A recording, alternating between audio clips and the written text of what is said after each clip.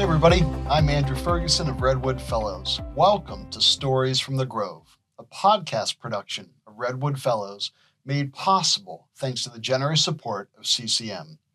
Our media is filled with examples of people exploiting their differences to pull us apart. This is different. Stories from the Grove is about leaders who seek to lean into their differences so they can understand each other, find common ground to strengthen Connecticut. I hope you enjoy Stories from the Grove. Brother, hey, good to see you. For those of you watching at home, my name's John Healey. I'm a proud Redwood Fellow, sitting here with my friend. And good morning, or whatever day it is that you're watching this. I'm Philippe Andal, also a Redwood Fellow. So we're thrilled to be here for the inaugural podcast of for the Redwood Fellows. I think this is one of those cases of be careful what you wish for. Both Philippe and I individually had brought up after spending months and months with just some really wonderful people. Some colleagues, some people we've known for a long time, a lot of people we've just met for the first time through this program. Hearing such amazing stories, just organically through the conversations, and it's one thing to share them in the bubble of the retreat experience and or the bubble of just a dialogue, but the thing that I know that kept hitting me was that some of these people I've either known or heard of for so long, but I had no idea. I mean, you think you know someone based on what you read in the paper or what you read in a bio, but obviously, we know that humans you take one at a time, and that there is so much more belying it. And I'm thrilled to actually be here with you, Felipe, because my first retreat with Redwood, we had the experience of going through our kind of life's journey, and there's nothing like meeting a young Southern preacher who is the reverend of one of the larger community Baptist churches in New Haven. So I was really intrigued with your story, inspired by it, and so to be able to be here and share the space with you is a real treat. Yes, I'm so excited too, and I'm glad we get to be the first. Mm-hmm. We get to set the standard, but like you said, I think that's what makes Redwood so special, is that we're bringing together such a diverse group of leaders across the state. And for me in particular, it's folks that I would never normally interface with, and gives us the opportunity to be vulnerable, to share beyond, like you said, just our bios and our professional lives and our elevator speeches, but to really connect with each other and build these kinds of relationships. I'm so glad you brought up the life map exercise that we did, because I'm like, what do I have in common with this guy, right? That's my bias coming into the conversation. And then I'm like, no, John is such a great guy. Like within 2 minutes, I'm like, oh my God. No money is exchanged hands here. I'm like, we have so much that we share in common. Yeah. It was just good to hear your story, good to feel your heart, and build this relationship together for ourselves, but ultimately for the people that we serve and the communities that we come from. So really happy to be here with you. Well, likewise, my friend. Yeah. And you referenced the communities we come from. Let's talk a little bit about those communities. Tell me about the.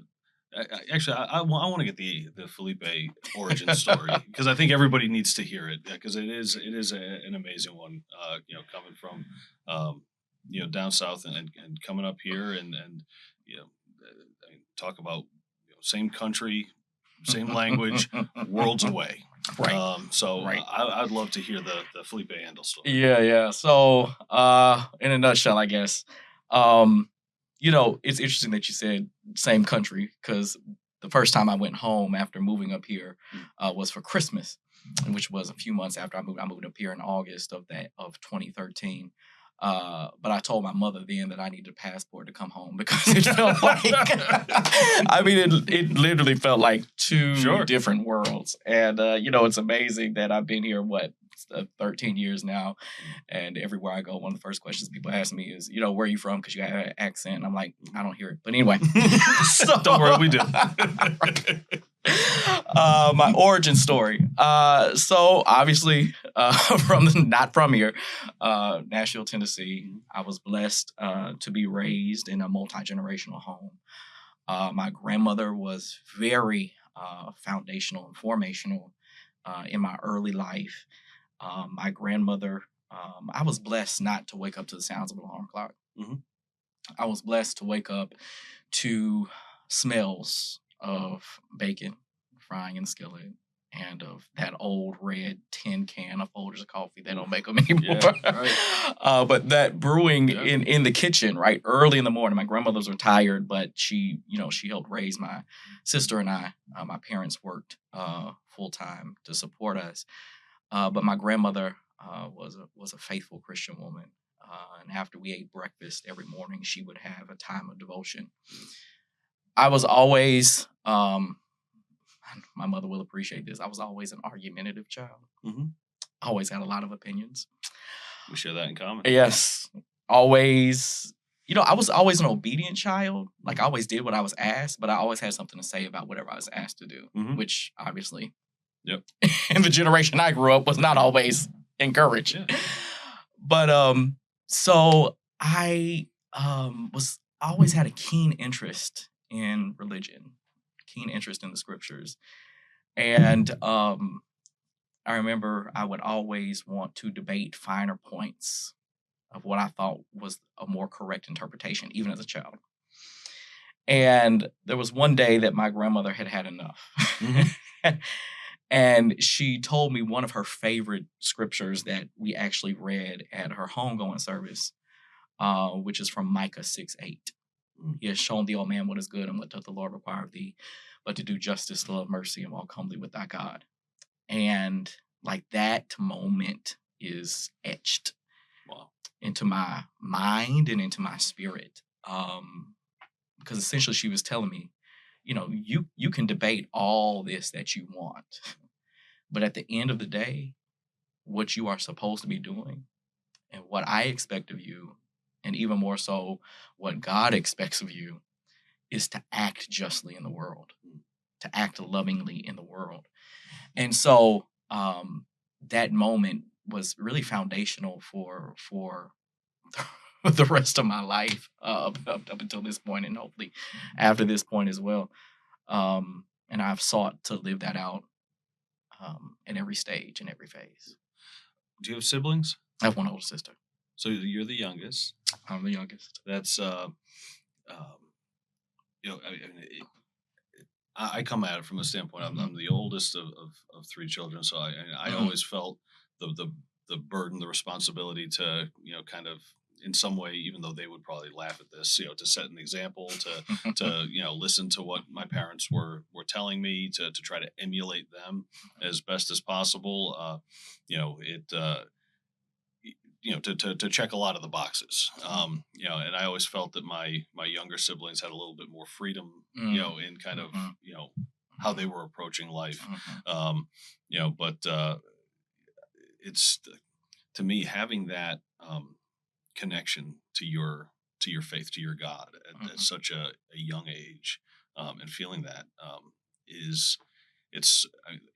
again, it might be just having grown up in the Northeast versus the South, but I grew up in a very I'd say God-fearing, but a very Catholic household, which is not uncommon for up here. But there's always that more focus placed on your relationship, or at least at the time, it was more focus placed on your relationship with the church than with God, and that was always something that. It was an issue that I've always had with the Catholic Church, was that, the dynamic, and it as I got older and exposed myself to different religions, and was either brought willingly or unwillingly to other places of worship. The thing that always struck me was, in so many of these other religions, that there was a premium placed on having a personal relationship with Jesus Christ as your Lord and Savior, and there was also a feeling of, when you went to worship, that you were there to receive something, and then it was your obligation to then take it out into the world when you went. Whereas I really felt, having grown up Catholic, that it was more, no, I'm going to church because it's on me to, I need to come and worship, and it's on me to give. I received the Eucharist or something like that. But it was just a completely different dynamic. And so to me, where my faith really matured was not so much connected to age. It was connected to being able to experience how the rest of the world worshipped, and that was a very eye-opening experience for me. Because especially as Catholics, we tend to say the one true faith or this or that, and and you realize, no, like we're all children of God, and we're all trying to worship Him in the way that we know best, for those of us who choose to. So, but I really have no point in saying that, other than well, I'm curious about that, right? Like your strong Catholic upbringing, and by the book routine, right, kind of ways. And let me say this too, like my friends joke amongst ourselves, because I come from a low tradition, that's what it's called. We're not as formal or whatever, but they call me Roman Baptist because I kind of I like all the right. I like to steal from my Episcopal brothers and sisters. Like I like all the smells and bells, right? Yeah. But I love being able to be free and do what I want. Anyway, so I'm curious. Like you speak about this exploration, right? Coming from this strong foundation, growing up here. And what has been like the biggest revelation, if you will, from that season of exploration that you went through spiritually, and how has that impacted, you personally, but even more so, like how you live out in the world, professionally and otherwise? Well, I think first off, it takes you away from this feeling of that there's separate deities out there, or even though we use different words to describe our God across the world, really, it was viewing religion not as the end all be all, but religion is a vehicle to structure our lives to achieve, in my case, what Jesus has asked, which is to follow Him and to follow His example. I fail at it miserably every single day. I am, I do, but it's that. I mean, obviously, when it comes to one's faith, I think that this is certainly one case where it is about the journey. I mean, even though we're working toward a destination, it's the journey that counts, and the hyper polarized world that we live in right now. So I'm sorry, I've been vamping for a while there. Yeah. So I'm curious about like all of these different things that all these different experiences, all these different questions that you've been asking, all these different values that you have embraced for yourself throughout various stages of your life. I'm curious about like how did this path of public service find you, or how did you find this path? And Sure. And in this hyperpolarized world that you just mentioned, like all the stuff that comes along with it, what keeps you there? Yeah.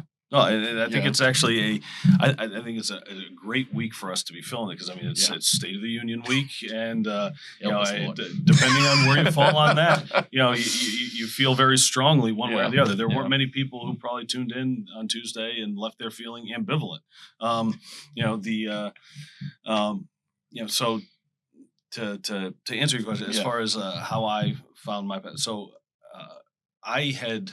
I'm not one of those people who could say like I grew up in a political family, or grew up with a lot of political conversations growing up. I will say, as I've gotten older, looking back, I can kind of pick things out now that were maybe politically influenced, the dinner table conversations, things like that. But it wasn't we were never people who had the lawn sign on our front lawn, or anything like that. But my first political memory, like I said, both my parents were the first in their respective families to leave the friendly confines of Boston, and so as you might expect, they were Irish Catholic Democrats. I mean, coming on the heels of Kennedy. I mean, that was the one influence in our household. Was that John F. Kennedy was if Jesus was here, Kennedy was a his picture on the wall. Close second. I believe we had it. We've got a little small bust of him, and so. So that permeated, and then I remember in 1988 watching the presidential returns with my father, and and seeing, and obviously at that point we were a big Dukakis household, and my uncle was he was much more involved with politics in Massachusetts, and so he was pretty close with Governor Dukakis, and so we felt some sort of personal investment in that, and so when he lost, I remember that stinging for some reason, but the funny thing is that and at the time I was just like who's this George Bush, and so I think I just always assumed, okay, we're a Democrat family, to the extent that I had that kind of on my brain at 12 years old or 13 years old. When it, but there was a period where I really did not plug in at all to politics, and now I look back, like, what are the reasons for that? Well, we had no 24/7 cable news service, we had no internet, we had no. I mean, it was great, I mean, it was just a wonderful life at the time. If you weren't looking for it, it wasn't going to find you. And so fast forward to my sophomore year in college. I was trying to do anything I could to make a little extra beer money, and so I would come back usually twice a year. I'd hop on the Peter Pan bus from South Station, and I would take coats at different parties, and so in the course of doing one St. Patrick's Day party and running a coat check, I wound up striking up a conversation with these two guys who walked in. They're, extraordinarily gregarious, but genuinely seemed interested in who this coat check kid was, and so. At the end of the night, they came back, got their coats, and one of them said, "Hey, do you have anything lined up for the summer?" And I said, at that point it was March. I said, no, and they gave me a card and said, "Well, if you don't have anything by May, give me a call." And I looked at the card, and it was Chris DePino, who was the state party chairman. We're here in New Haven. Chris at the time was both the state Republican Party chairman for Connecticut, and was also a state rep from here in New Haven, representing the Morris Cove area. And which, I mean, when you think about that now, the thought of having a Republican state rep from the city of New Haven just doesn't wash with the realities that we know now. But I was instantly intrigued. Obviously, I certainly didn't start looking for any other opportunities at that point. And in April or May, I wound up giving them a call, and so I was able to join the state Republican Party as Chris's assistant for the summer. We hit it off. I hit it off with the other folks that were there. I will say that I immediately got bitten by it. I mean, and you got to remember, again, even though it feels like, again, I guess at this point this is about 25 years ago, so a quarter century ago. This feels like yesterday to me. I'm that old guy now, but it was a different world in this state. I mean, you had a Republican governor. At the time, we were going from 6 to 5 congressional seats, the majority of which were held by Republicans. I mean, you had Nancy Johnson, Chris Shays, and Rob Simmons, and then John Larson and Rosa, and so I mean. For me, I was like, okay, understanding that this is a Democrat leaning state, but that this is a state where you can build a career or something, as a Republican, and my Republican ideals were certainly formed by like folks like John Rowland, who I loved and admired, and was devastated, I think, like so many of us were, that when his story unraveled. But the fiscal conservative, social liberal, or social libertarian, really, it was like, no, we're here to, from a Republican standpoint, we're here to focus on fiscal policy. We don't want to talk about social policy. There's always been a delineation, within the National Republican Party between those of us who were from the Northeast, and then the rest of the party. Whenever we'd go to national committee meetings or anything, they call us Democrats, call us whatever.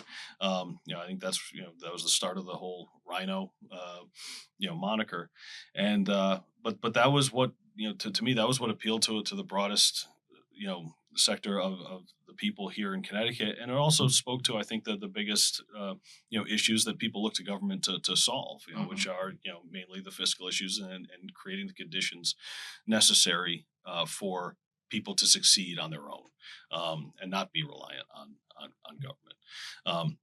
But I know I've gotten pretty far afield here. But this just suffice to say that by just one summer working in the state party, and that was enough to kind of bite me with the campaign bug, and then wound up pinging around doing a bunch of campaigns. I'm always willing to go through and go campaign by campaign, but I'm sure everybody listening does not care. But my first opportunity came in 2007 when Larry Cafaro became the House Republican leader and up in Hartford, and asked me to at the time I was over with doing government affairs for State Farm, and he asked if I would come in and join his staff, and I did that, and we had for 7 years there, I think the best staff in the building, great group of people, the people that you just wanted to lay down in traffic for, both the members and your colleagues, the staff colleagues. And so that was a wonderful experience. And being able to work with someone like Larry, who had already spent 20 years in the legislature very successfully, I think I learned more by watching Larry than anybody else, because he was the one who really taught me that, listen, out here, people are concerned with, what letter comes after your name. You're a Democrat, you're a Republican. And, but in that building, it is much more about, are you a good person or are you not? Are you someone, who, can work with others, or are you there for yourself? And those people, those dynamics get sussed out really early. And so, so many of my friends now up in Hartford, are on the other side of the aisle, because, I've identified them as, people with good hearts who are there for the right reasons, who want to do good, people you can work with. And, for the most part, they've seen the same thing in me. And so that's, when you have that, when you're starting from that point, of commonality, everything else can be worked on and worked through. But you need that dynamic if you're going to really tackle some of the bigger issues out there. Now, the further we've gone since, let's say, 2000, the less and less of a premium has been placed on, the virtues of compromise and deliberation and discussion, and it's much more on all sides. Politics, government has all become zero sum. Yeah. And it's either you're either the winner or the loser. Right. You're either great or you're terrible. And when you start with those dynamics, even if you're well intentioned, right, it's a huge chasm to have to bridge to get to that's yes. Right. And so that's again, it's one of the things that I truly value about the Redwood organization is that listen, I think that Andrew and Rebecca have endeavored to make it very reflective of the state. And the state is, majority Democrat, majority very, liberal thinking, and but that's not to say that there isn't room for other voices, and that those voices shouldn't be heard and help us get to a better overall result. But the most important thing is that we're starting from a standpoint of I didn't start by saying, Reverend, right. What party are you? Right.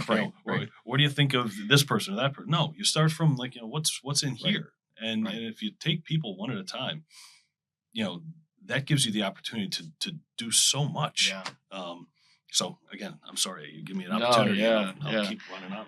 I just want to name for our audience that we are continuing to be who we've always been, right? Yeah. By talking back, talking out.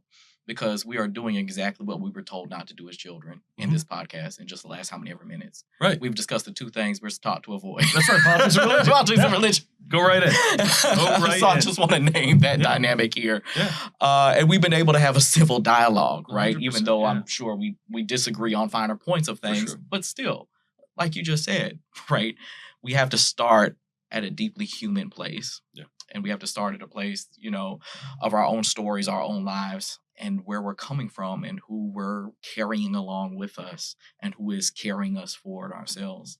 It's interesting you mentioned being a sophomore, I think it was that you said in college. I came to my political. There's two again origin stories.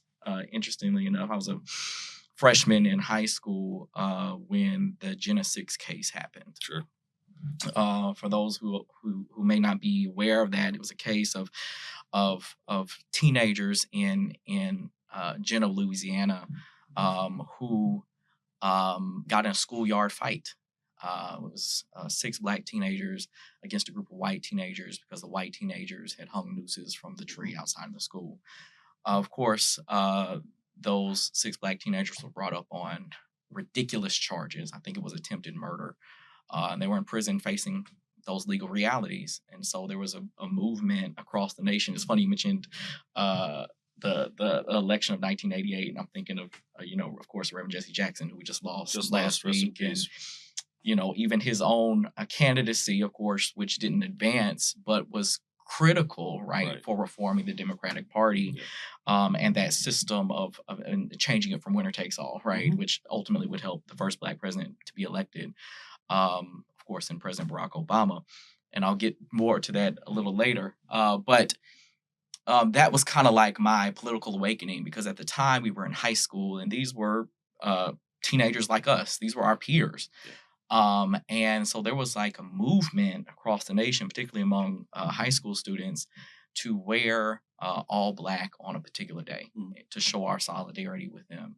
At the time, I went to a high school where the principal was not sympathetic. I'll just say it like that. And we had what was called standard school attire at the time. I went to public school, but we still had, it wasn't quite uniforms, but you could only wear certain kinds of clothes. Dress code, yeah. And black was included in the colors that we were allowed to wear normally. But the principal made a point when she got wind of our plans, that if you all are out of compliance with dress code on Friday, then it's going to be some consequences and repercussions. Right. And I'm sitting there thinking, I'm like, but the color black is in our dress code. Foundational color. Right. It's a foundational color, but it's a part of our normal everyday dress code. Yeah. But because we all want to wear it at the same time on the same day, for some reason, all these kids of color in this high school wearing black is more offensive than nooses hanging from trees in Louisiana. So like that really kind of woke me up, right? Because I'm a child of the 90s, where we were sold this this dream of diversity, and we're in a post-racial society, all of those kinds of talking points that we've heard time and time again. But the second kind of like political awakening I had was I was a senior in college, and I had been elected our student government president. I won by 6 votes. Congratulations. But I still won. Win's a win. A win is a win. 50% plus 1. That's it. A win is a win. So, but there was the fall of 2012. Yeah. And of course, I'm in Nashville, Tennessee. And in response to President Obama, that's where it comes back in response to his first election, many southern states put in voter ID laws, which we know disproportionately affect college students, people of color, and the elderly. And they became so blatant with it that they even removed voting polling sites from the state university campus, which happens to be HBCU, but had a polling site at a private Christian institution that leans evangelical. Now, make sense, right? And so obviously we knew the power dynamics were such in the state that we wouldn't be able to overturn the law. But we said, well, if this is a law, we're going to follow it. And we're going to do the best of what we got. So what we did was there's 4 HBCUs in Nashville. The student government associations at each of those came together, and we organized a voter registration drive and ID drive, because you had to have a state-issued ID to vote. And luckily at the time, our state was protected by the Voting Rights Act, which unfortunately, no longer in effect. But we had certain amount of early voting days leading up to it, one of them being, of course, on Saturdays. And so what we did, we called it Operation Wave, Wake Up and Vote Early. Mhm. And we got somehow, some way, I don't know why we thought this was a good idea, but it worked. So Yeah. I guess whatever. We thought waking college students up at 8 o'clock on a Saturday. At 8 o'clock on a Saturday was a good idea, Yeah. but it worked. Yeah. We did it.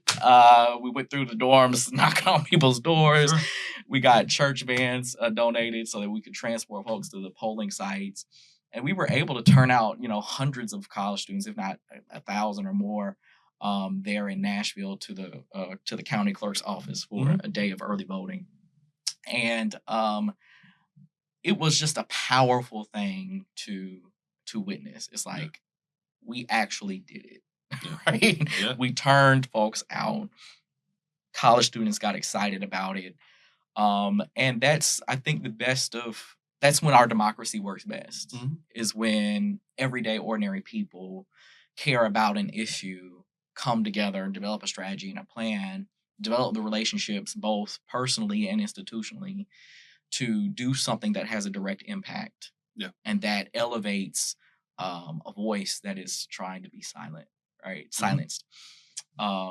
So that's kind of like been my you talk about being bitten, right? By Yeah. that experience kind of bit me. Yeah. And I knew that I wanted organizing to be a part of my ministry, because no one at the time, of course, President Obama was president, and of course he, Yeah. his origin story, he's an organizer on the South Side of Chicago, and so of course everybody wanted to organize, right? Yeah. So that's part of it, but the other part of it is just seeing the effectiveness of it. Yeah. And really being able to impact people's lives. I knew that going into ministry, quickly, I discovered that speaking to only people's spirituality was not enough. That I had to have something to say and do that affected the material conditions in which those souls lived. Mhm.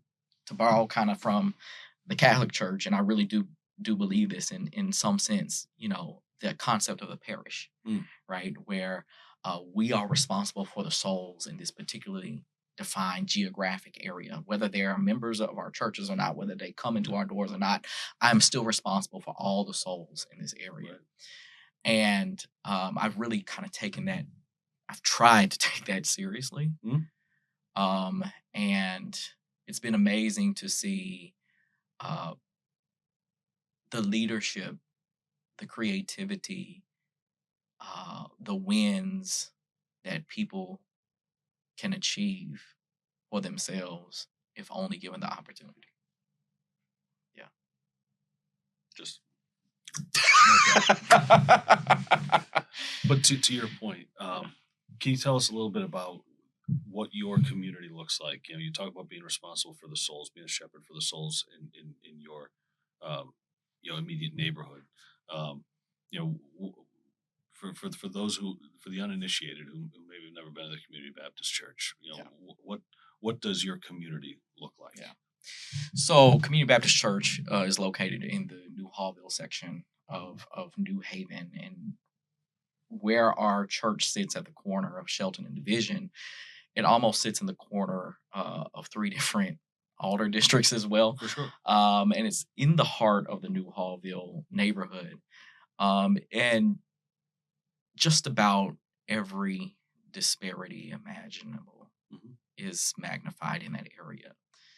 But I want to be careful here because while that is the primary story that's told about that area currently, right, it's not that the is only not one. the only No. one. Yep. And it is certainly not the one, because the community is a resilient community. The community does have a deep history.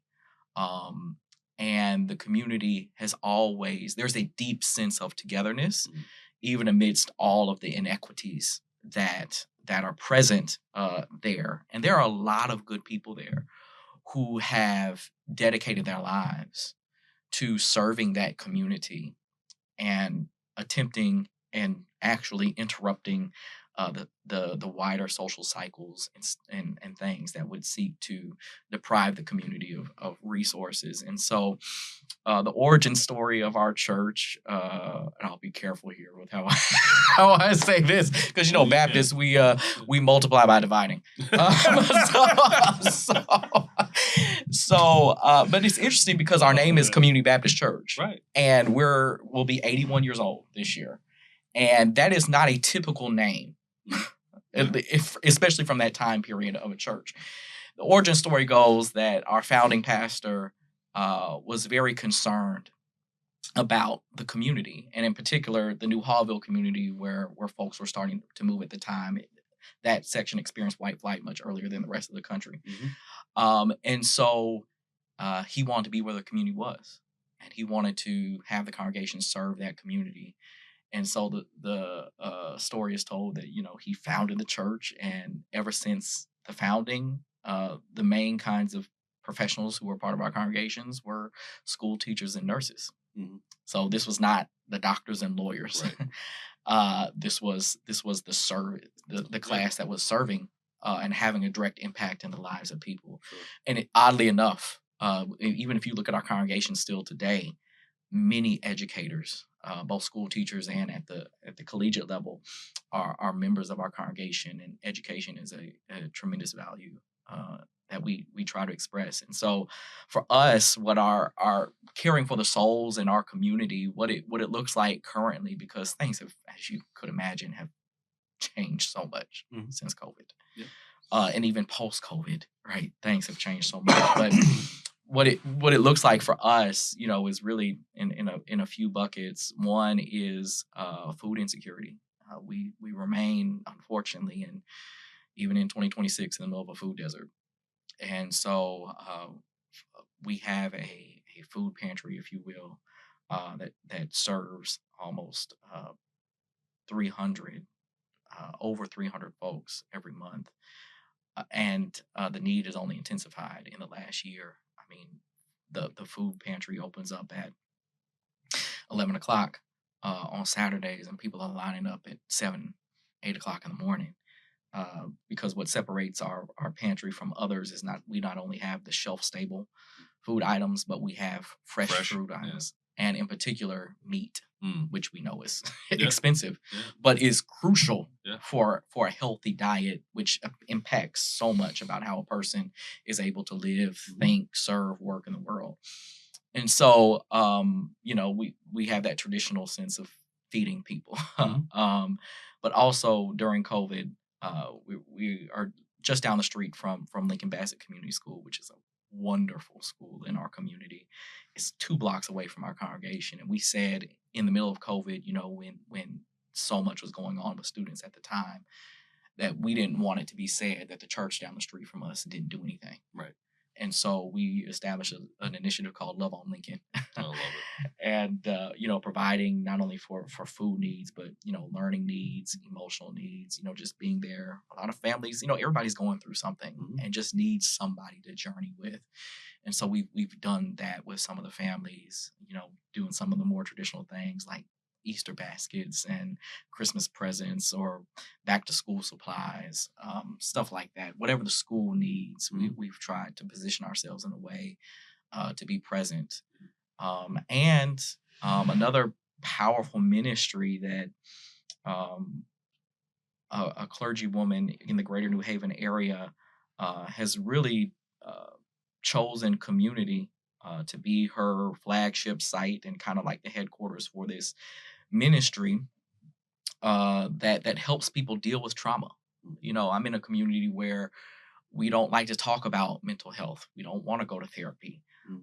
We don't want to talk about these issues, but even though we don't talk about them, they're always in the background and they're controlling everything that we do, in some good ways, but in many harmful ways. And so we have been able to partner with Interruptions. That's the name of the trauma-informed ministry, to help people come to this topic, come to this need from a culturally relevant and a theologically sound standpoint, where it's not just that we're going to pray about it, right? Yeah.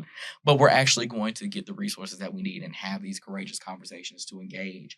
And that ministry has been able to blossom. And it started here in New Haven, started in many ways, even though it started with her.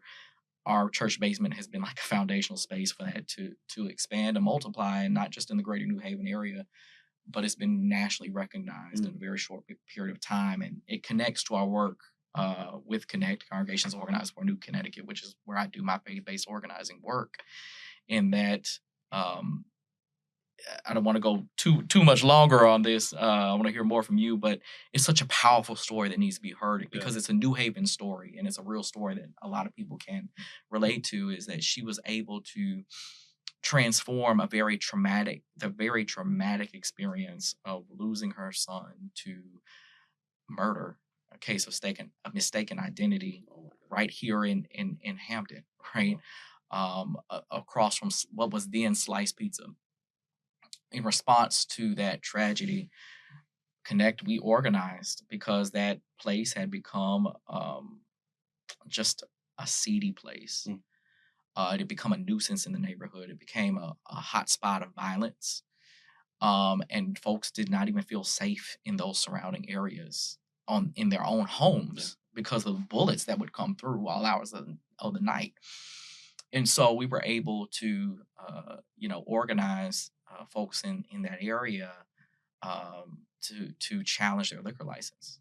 Well, if you're a bar and you can't serve liquor, well, that's your business. You're not a bar anymore. Yeah. And so, we were able to successfully do that through, consumer, I forgot whatever the department was up in Hartford. Consumer protection. There we go. Yeah. Well, so Reverend, let me ask you this, because what you talk about, providing beyond just the spiritual food for your neighborhood. How and you talk about having to go out there, and I'm sure it's a full-time job trying to identify and then bring in the resources necessary to do these things, whether it's food, whether it's the expertise to have somebody come in and help with trauma or just about anything.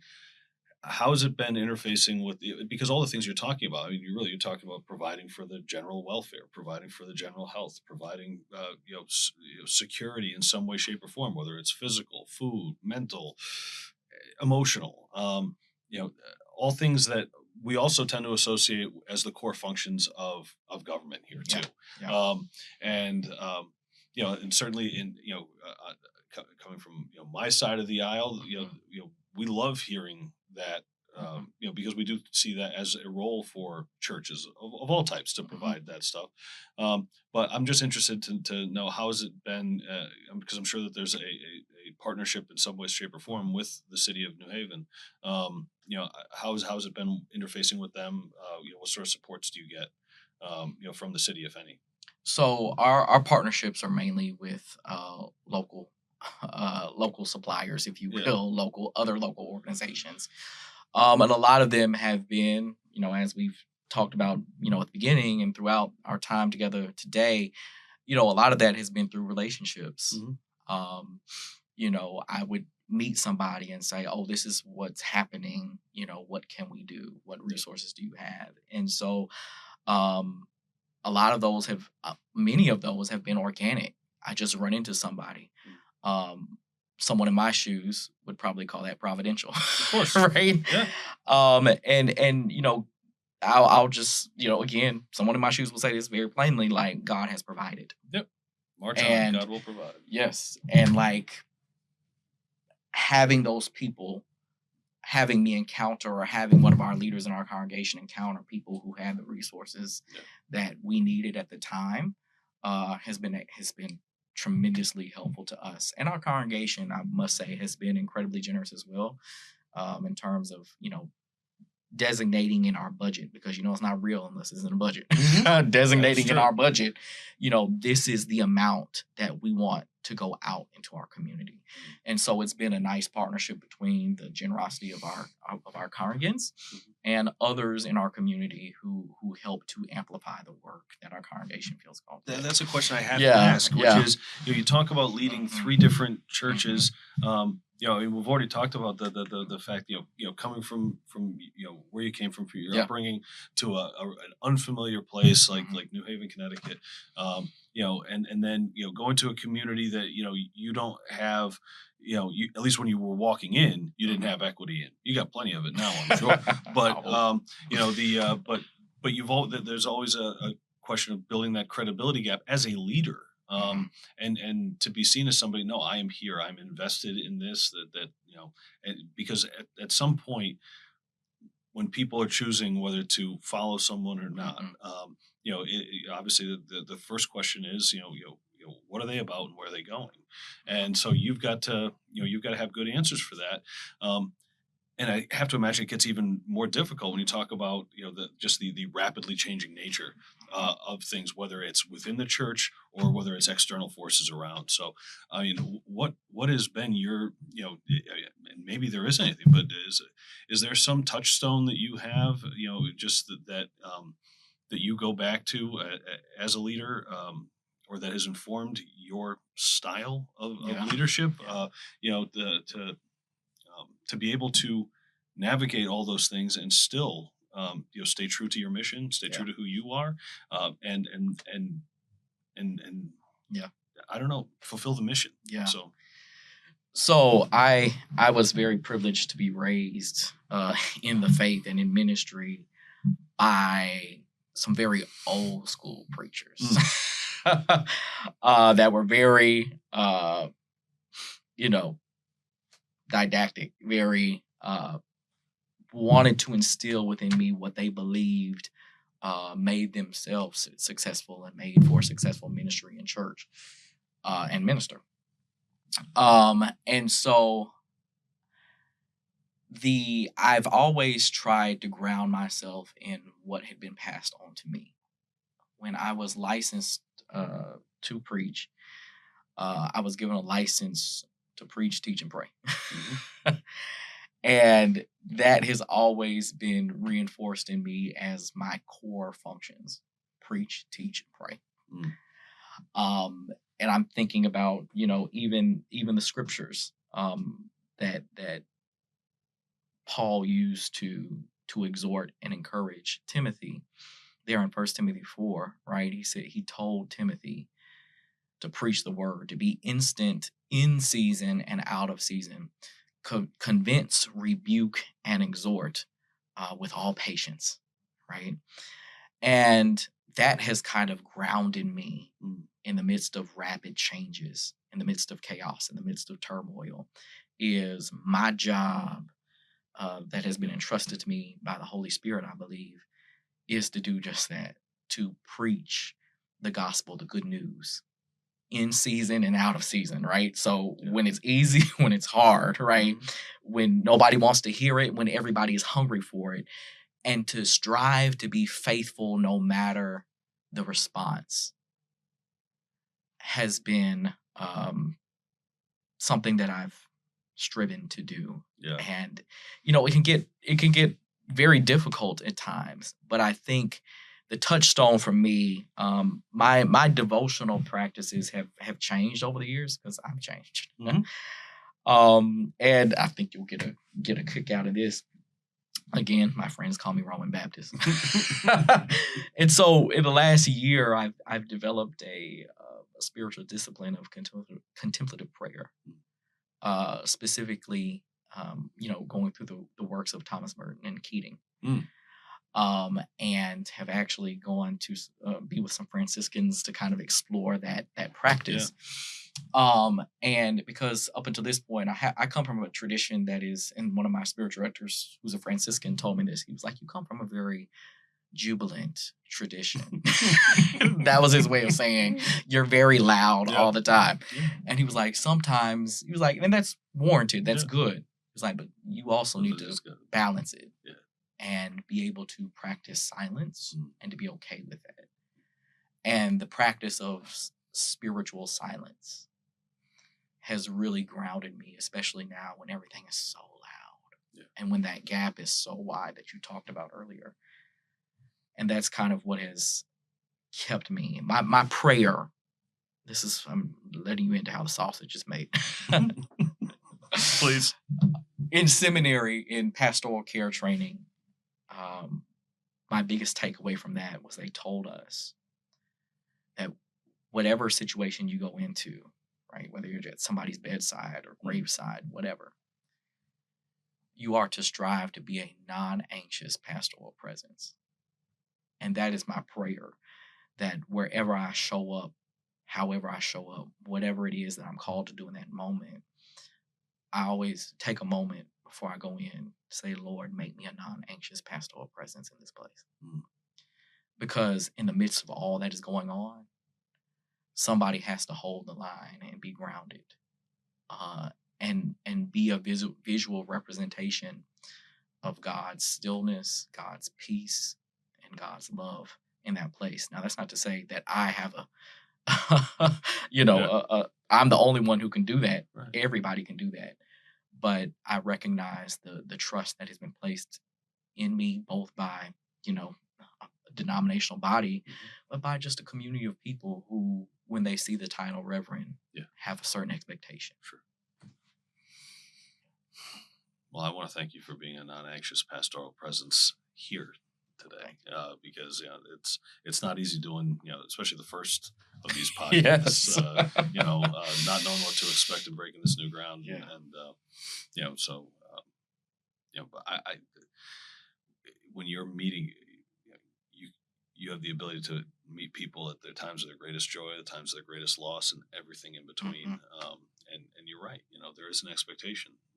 When you walk in, that you're going to be probably in a place different than them, and so it's whatever they need. If they are, if they are down, you need to be a little bit, more up. If they are really up, you need to be that calming. And so it's always a calibration. But it's and it's funny because I think it'd be very easy to say that, okay, well, that's, as a spiritual leader, but there's so much commonality, between what it is that you do, and at least what I used to do as a government professional, because we're still serving. We're servants, and it's the some people may say, well, but it's easier to channel those that goodness, that spiritual goodness, if you're walking in there as a reverend in that setting, but not necessarily, and certainly when you're having to do that every minute of every day, that is it's difficult to always be in a position to give your best, and to be what the person across from you needs, or what God needs you to be for them, and so it's always been one of the challenges for me. I remember the first time in the Redwood retreat, I stood up and said, one of my biggest challenges is that I'm always willing to say yes to other people, I want to be somebody who's relied upon by other people. I have since a young age, and so I've got a natural aversion, whether it's because of who I am, how I was raised, where I was raised. I have a natural aversion to saying no. Somebody asks me something, I want to say yes to them, but it means that usually by the time I get to either the things like my family or myself, that I'm not, they're not, my family's not getting the best of me, and I'm certainly not getting the best of me. I want to be there so that other people get the best of me, and I'm sure that you feel that because you've that's your ministry, is to channel that, and so to me, that being able to be that for others is, whether you're serving them in a spiritual sense or serving them in a government sense, you want to give them you want to give them the very best you have. So I'm curious, as we wind down, in this vein that you're talking about, this commonalities between what we do and how we serve the public, how we serve the common good. What has kind of been like your operating philosophy of leadership for yourself? Like, how would you define it? I was thinking about that a little bit, coming in here today, and then I told you off camera that that I tried not to put too much thought into it because I wanted it to be somewhat of a process before the camera. Right. But because I would probably be lying to say that I had anything to there was such a system as to that I could write a book on it or something like that, because I do feel having I've from a young age started leadership roles and running political campaigns, then transition that to municipal government, state government, leading larger teams, the corporate world, and while the, to me the common trait through that, the common denominator through that is me and the value system that I bring to each of those positions. But you got to take each one of them one at a time. But I think that the most effective kind of summation of how I've always looked at it is I actually got from listening to 3 years ago, we were doing a retreat for our senators in our caucus, and I was able to get Coach Danny Healey to come and to talk to him. It was right after he won the first of his titles, and he spent an hour. I mean, it was obviously very interesting, very entertaining, very animated, and peppered with really colorful language. But he talked nothing other than about culture. He didn't want to talk about the nuts and bolts of practicing. Didn't want to talk about the scheming, the tactics, the strategy. Didn't get into that at all. Didn't get into recruitment. He only wanted to talk about the culture that he could bring into that room. Because obviously, you're coming into, in his case, he was coming in after, a lifetime of Jim Calhoun. We had a brief period of Kevin Ollie, and then, and then Coach Healey comes in, and you're in the shadow of, greatness. And so the question is, okay, well, what are you instilling there that is going to be something that, is going to inspire your team to play? That's going to be something that's not just a one-off or a gimmick. That is really something that can be instilled now, but then built over time. And it was just that this culture of success, of this culture of wanting of team, of wanting to to do well and to do what I need to do as an individual, not for myself and my own glory, but for the glory of the team and the man and woman next to me.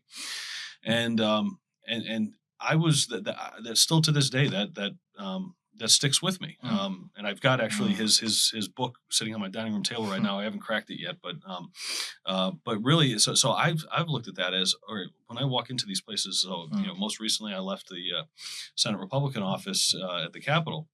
And I had worked in the House Republican office before. I'd never been in the Senate. I'd been out of government for close to 10 years. When I went back in there, and and so to me, not really knowing many of the senators, not really knowing many of the staff, it was okay. Well, what culture can I bring? And first of all, it starts with me. It starts with the attitude that I'm bringing to the mission every day, and then. Trying to inspire each one of them, not to, all work toward, winning an election or winning a particular piece of legislation. No, it's trying to help each person see what their win for the day can be. That actually, if everyone does their one little thing, the distance that we can travel forward as an entity. And so the watchword for us just became, and I'm sure that it's been trademarked by other people, but for me, it's win every day. And where that came from, to really get at your question, the biggest lesson in leadership that I learned was not through any great success. It wasn't through any, monster election night or, gotcha political ad or, anything like that. The biggest lesson in leadership that I learned, was really kind of the lowest point in my life, which was, I'm a recovering alcoholic. I remember the moment where, let's just call it my bottom. And sitting there and having, despite the effects of the inebriation, having such a moment of clarity, and God was there, Mm. and I knew that. Mhm. But He came down and touched me, gave me Mm. my choice. I can either have this where I am right now, be my bottom, or I can very quickly lose Mm. everything that I care Mm. about. Mm.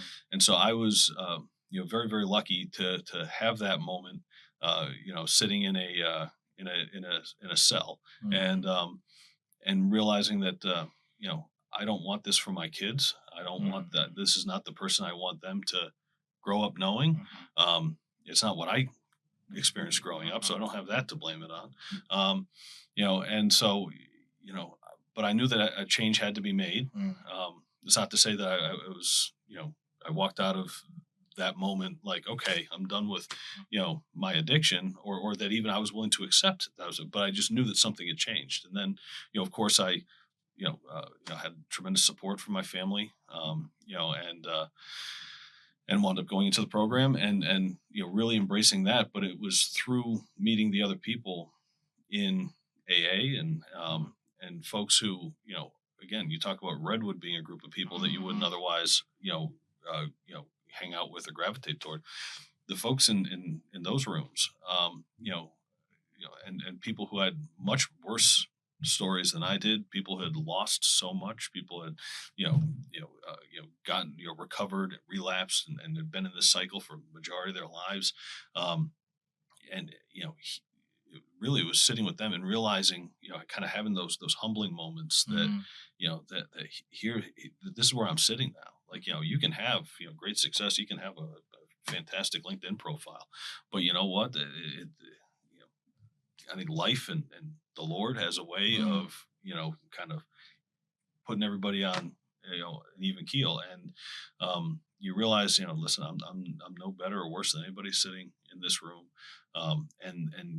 And that the people who are in this room, that, if you walked outside, either you might not pay attention to, or society might not pay Mm. attention to.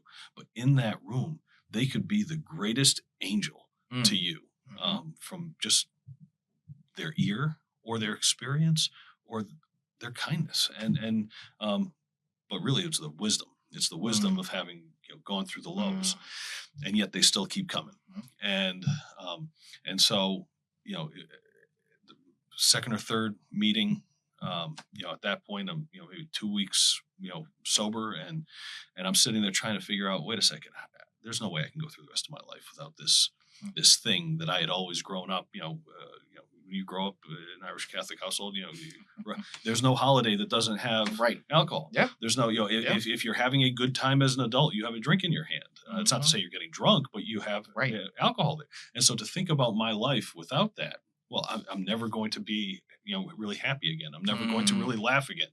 I'm Mm. going to lose my friends, because that's, what. And so, that was the toughest thing for me, was putting everything in the context of from now on. Mm. Mm. And listen, you have that same issue, because, you know, I'm not talking about eternity, but eternity has a very sobering effect on Oh, yes, it people. does. And Yes, it does. but like, so for me, it was from now on in this life. Mm. And so the minute you start putting things in those big terms, Yeah. all of a sudden they Yeah. become unattainable. Right. They become crushing. They become, something more than we can do as an individual.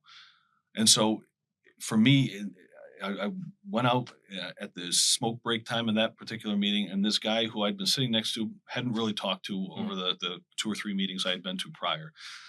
I don't think if he was 400 pounds, I don't think that would be an overstatement. Probably 6'6", Mm. big, Mhm. bikerish type guy. Mhm.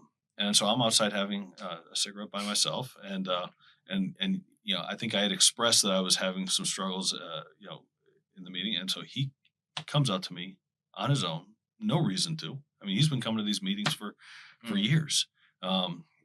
He doesn't have any reason to come over to this, poor white kid who's who's got a pretty high bottom for the people who are in Yeah. that room. Yeah. And he looks at me, and he just puts an arm on my shoulder, or hand on my shoulder, and he just says, "John, let me give you one thing." And of course, AA has all their isms. Right. Right. But he says, "Listen, yard by yard, it's hard. Inch by inch, it's a cinch. Mm. And of course, after I got over my initial, like, you know, Right. I let it sit in on me, and I just started thinking, holy yes, you know, it might be that simple. Yeah. And so then I started this process of trying to make my recovery, to make my problems, to make what I was doing as small as possible. And you have to fight that, because the tendency is for all of us to make things bigger, because it's our ego, that's our, you know, whatever. And so, you know, fighting to make my recovery as small as it could be. So I don't need to be sober for the rest of my life. I don't need to be sober for another year or another month. I just need to be sober for the next day. Yeah. Or the next hour. Yeah. And then string that together. And so then for me, that became my wins. And so that, and then I just started taking that. So that was almost 7 years ago. And so that became kind of my mantra in everything else that I did after that, which was, okay, you know, for us as a Republican Party here in the state of Connecticut, you would say, all right, well, this is a blue state. It's a the numbers are just not in your favor. The national trends do not help us here. And so you'd say you're just beating your head against the wall trying to do this.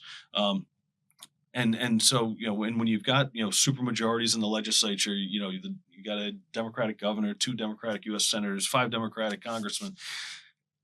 When you start trying to think, okay, how are we going to change that?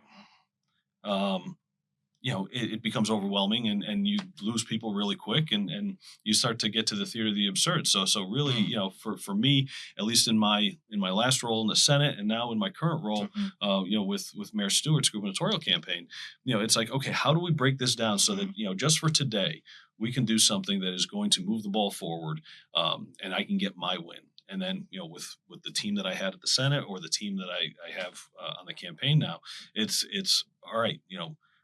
I know what I need to do today to win, but I need you guys all to think about what your W is for yourself. Don't look to me for it. I can help. We can talk it through, but your role.